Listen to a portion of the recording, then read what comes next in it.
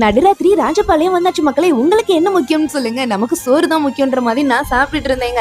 Rajapalayam சிவகாசியில work கிளம்புறதுக்கு முன்னாடி நம்ம ஜூஜு, ராக்கி, பாப்பா எல்லாரையும் கொஞ்சிட்டு நான் முன்னாடி போறேனோ இல்லையோ எனக்கு முன்னாடி கேட்டுக்கு போய் நின்று நான் போற முடியும் பார்த்துட்டே இருப்பாளுங்க பாசக்காரிங்க. ஆனா இட்லி கொடுங்க அப்படின்னா மட்டன் இட்லி இருக்குப்பா சாப்பிடுங்க. நாங்க மட்டன் இட்லியா அப்படின்னு சொல்லி மாட்டுத்தாவணியில மட்டன் இட்லியும் சாப்பிட்டு மாட்டுத்தாவணி பஸ் ஸ்டாண்டுக்கு வந்துட்டு அங்கேருந்து ராஜபாளையம் பஸ் ஏறதுக்கு முன்னாடி ஸ்நாக்ஸ்லாம் வாங்கிட்டு கரெக்டாக நடுராத்திரி 12:30 மணிக்கு ராஜபாளையம் வந்து இறங்குனேங்க. அடுத்து காலையில் எழுந்திரிச்சு இட்லி, கேசரி, பயிறு எல்லாத்தையும் சாப்பிட்டு ராஜபாளையம் நாய்களையும் பேட்டி எடுத்துட்டு அடிக்கிற வெயிலுக்கு ஒரு ஜூஸையும் வந்துட்டு குடிச்சிட்டு சிவகாசி போற வழியில பாத்துவா பங்காளி நானும் ஒரு தொழிலாளி அப்படின்னு சொல்லி டாடா ஏசில வசனங்கள்லாம் எழுதி இருந்துச்சு.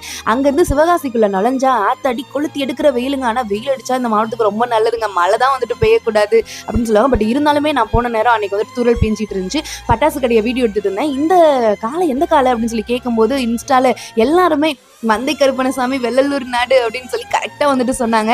அடுத்து வந்துட்டு